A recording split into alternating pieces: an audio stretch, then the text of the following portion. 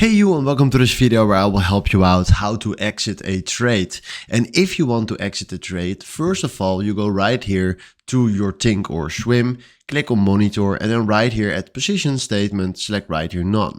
Then you will find right here all the positions that you have. And let's say we want to exit right here the Grayscale Bitcoin Mini TR ETF.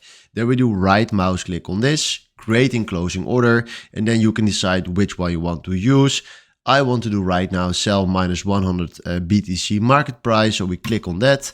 Then you will throw it right here to the order entry tools. And then right now, if you click right here on confirm and send, he will close our position right here. And then we do send.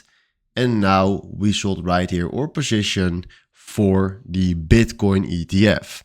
So this is in a nutshell how you can close right here a trade or how to exit a trade. Hopefully this was exactly the video where I was looking for. Thanks for watching and have a wonderful day. Ciao.